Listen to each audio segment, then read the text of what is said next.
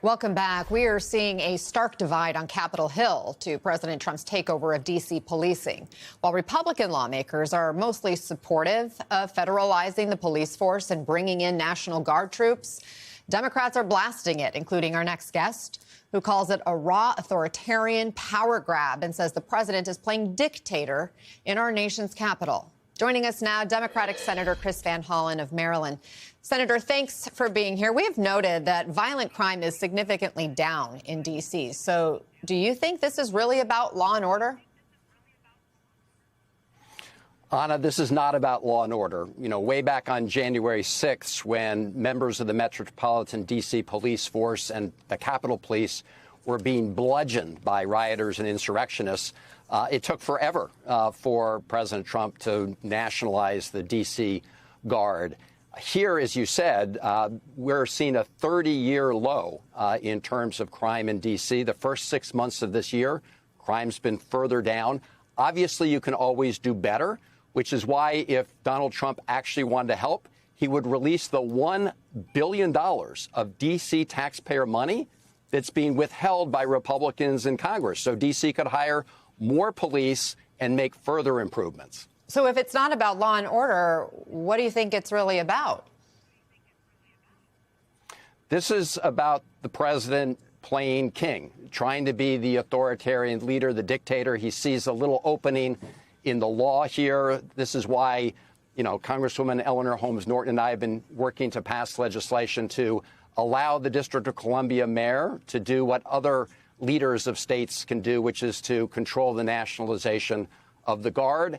And the president has this very narrow authority, which he is abusing clearly right now, to federalize the D.C. police. So this is all about him showing that he can use his power and his muscle to take over D.C. instead of allowing the people of D.C. to govern themselves.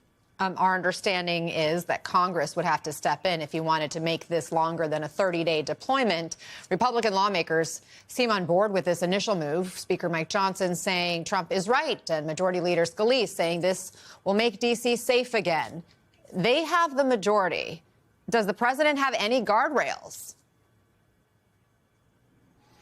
Well, they may be able to move this quickly through the House, but in the Senate, we have guardrails with respect to getting over the filibuster and cloture.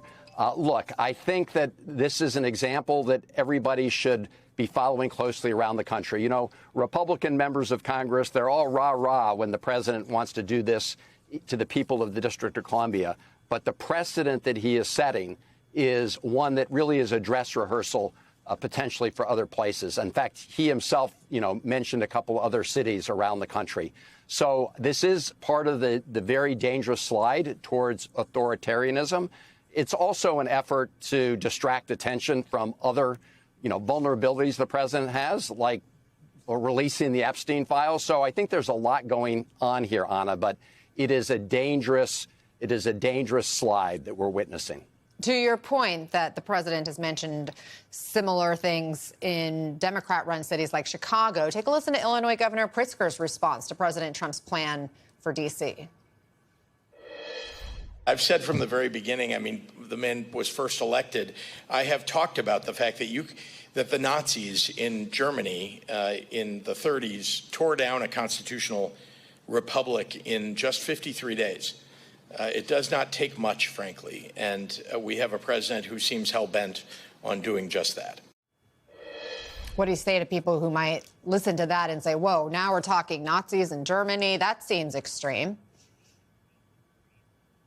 Well, the president is working to destroy our democracy from the inside out. He's taking away checks and balances. They are going after the courts. For example, they sued every member of the federal district court in Maryland because Maryland judges wanted to make sure that people living in Maryland had their constitutional due process rights respected. The Trump Justice Department sued all of them. So they're attacking the courts. When it comes to Congress, unfortunately, they have a Republican complicity. I mean, right now in Congress, when the president says jump, the question Republicans ask is how high? And so that check has really been diminished as well. I want to pivot before we let you go to the Trump-Putin meeting on Friday. President Zelensky will not be at that meeting. What are you expecting? What do you think realistically could be accomplished? Well, Anna, as we know, Donald Trump said he was going to end the war in Ukraine on day one.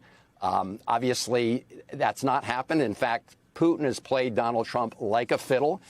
We watched from the early days of the Trump administration while President Trump threw the Ukrainian people under the bus.